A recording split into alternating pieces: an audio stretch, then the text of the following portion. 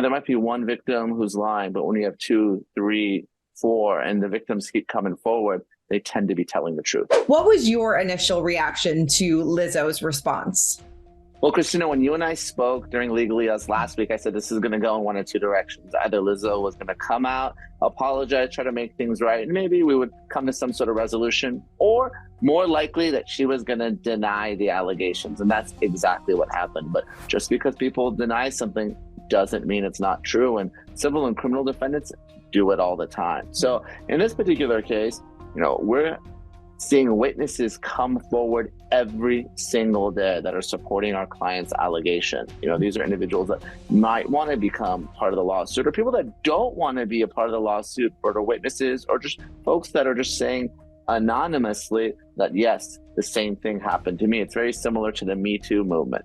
Now, in response to Lizzo's allegations, what I'll say is this, the folks that were allegedly behaving inappropriately, those were just the Blac dancers. And these aren't all disgruntled fired employees. Noelle, one of our clients, quit when she saw how the other two were being treated. And this is someone that had danced with Beyonce, Janet Jackson, Lady Gaga. She has a lot of experience, and no one has treated her like Lizzo has. Yeah, I mean, do you feel like these women are being gaslit after reading that statement?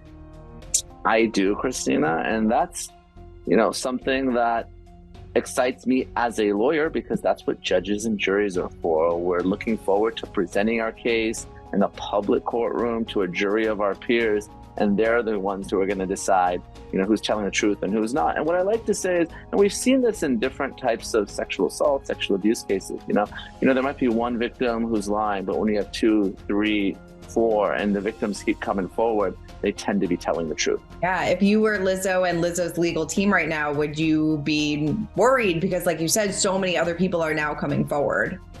I would be worried. And we just heard this week that, concerts are canceling Lizzo because of her statement and these allegations. So, sometimes people's initial reaction is just to deny.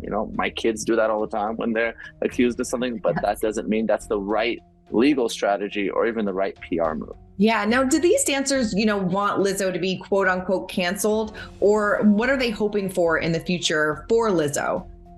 They didn't. What they wanted is, for her to make things right and not double down on the unlawful behavior. So, again, I don't know who's advising her, whether it's her PR folks or her legal folks, but sometimes the best thing to do is to admit you're wrong, try to correct the course going forward, because it's just going to be more and more evidence that comes out as there's more press on this, more witnesses come forward. We've seen a lot of people come out on social media and support our clients. Right. No, definitely. Has Lizzo filed any legal follow-ups? Would she file any legal follow-ups in this matter? And what are kind of the next steps?